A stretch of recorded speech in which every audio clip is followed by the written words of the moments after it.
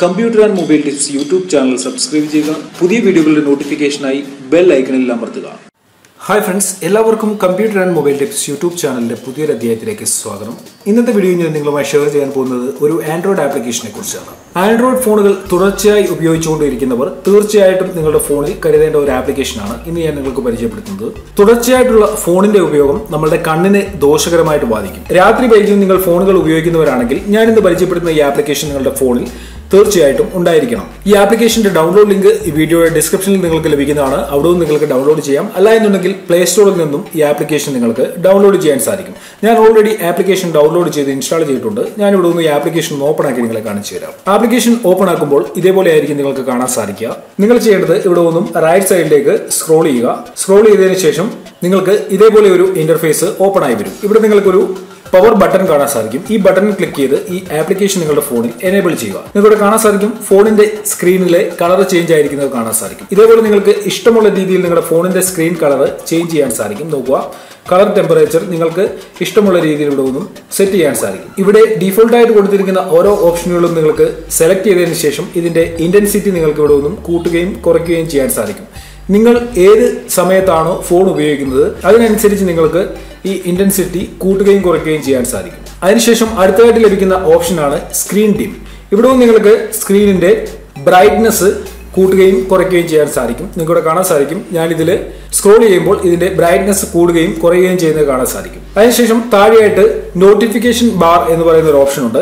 ഇത് നിങ്ങൾ എനേബിൾ ചെയ്യുകയാണെങ്കിൽ നിങ്ങളുടെ ഫോണിന്റെ നോട്ടിഫിക്കേഷൻ പാനലിൽ ഇതേപോലെ ഒരു നോട്ടിഫിക്കേഷൻ ബാർ എനേബിൾ ആവുന്നതാണ്. നിങ്ങൾക്ക് ഇങ്ങനെ ഒരു നോട്ടിഫിക്കേഷൻ ബാർ ആവശ്യമാണെന്നുണ്ടെങ്കിൽ ഇത് എനേബിൾ ചെയ്യുക. അല്ല എന്നുണ്ടെങ്കിൽ നിങ്ങൾക്ക് ഇവിടെ ഒന്നും ഡിസേബിൾ ചെയ്യാനും സാധിക്കും. കമ്പ്യൂട്ടറും മൊബൈലും ഒക്കെ ഉപയോഗിക്കുന്നവർ അറിഞ്ഞിരിക്കേണ്ട ഒരു കാര്യമാണ്, നമ്മൾ കണ്ടിന്യൂസ് ആയിട്ട് മൊബൈൽ സ്ക്രീനിലേക്കോ കമ്പ്യൂട്ടറിലേക്കോ ഒക്കെ നോക്കിയിരിക്കുകയാണെങ്കിൽ നമ്മൾ കണ്ണ് ചിമ്മാതെ ഒരേ സ്ഥലത്തേക്ക് നോക്കിയിരുന്നു കഴിഞ്ഞാൽ നമ്മുടെ കണ്ണ് ഡ്രൈ ആവും.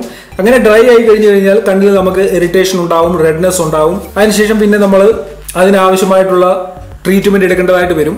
അപ്പോൾ ഈ ആപ്ലിക്കേഷൻ ഉപയോഗിക്കുന്നതുകൊണ്ട് ഇതൊന്നും ഒഴിവാകുമെന്നല്ല ഞാൻ പറയുന്നത്.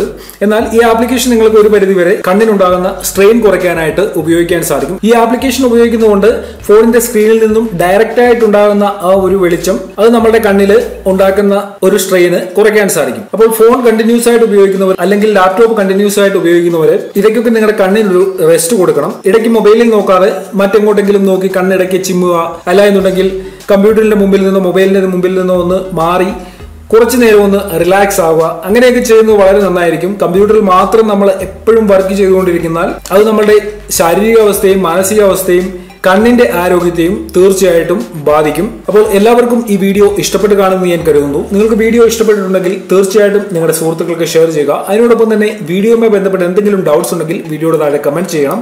നിങ്ങൾ ഇതേപോലെ കണ്ടിന്യൂസ് ആയിട്ട് മൊബൈൽ ഉപയോഗിക്കുന്നവരാണെങ്കിൽ നിങ്ങൾ എടുക്കുന്ന പ്രിക്കോഷൻസ് എന്തൊക്കെയാണ് അത് നിങ്ങൾ ഈ വീഡിയോയുടെ താഴെ കമന്റ് ചെയ്യുക. നിങ്ങൾ കമന്റ് ചെയ്യുന്നതിലൂടെ ഈ വീഡിയോ കാണുന്ന മറ്റു സുഹൃത്തുക്കൾക്കും അത് കണ്ട് മനസ്സിലാക്കാൻ സാധിക്കും. അപ്പോൾ മറക്കാതെ നിങ്ങൾ ഈ വീഡിയോയുടെ താഴെ കമന്റ് ചെയ്യുക. നിങ്ങളുടെ അഭിപ്രായങ്ങൾ ഈ വീഡിയോയുടെ താഴെ നിങ്ങൾ കമന്റുകളായിട്ട് അറിയിക്കുക. വീഡിയോ ഇഷ്ടപ്പെട്ടിട്ടുണ്ടെങ്കിൽ നിങ്ങളുടെ സുഹൃത്തുക്കൾക്ക് ഷെയർ ചെയ്യണം. വീഡിയോയുമായി ബന്ധപ്പെട്ട് എന്തെങ്കിലും ഡൗട്ട്സ് ഉണ്ടെങ്കിൽ വീഡിയോയുടെ താഴെ കമന്റ് ചെയ്യുക. വീഡിയോ ലൈക്ക് ചെയ്യാൻ മറക്കരുത്. ഓക്കെ ഫ്രണ്ട്സ്, ഇതിലും നല്ല അറിവുകളുമായി നമുക്ക് അടുത്ത വീഡിയോയിൽ കാണാം.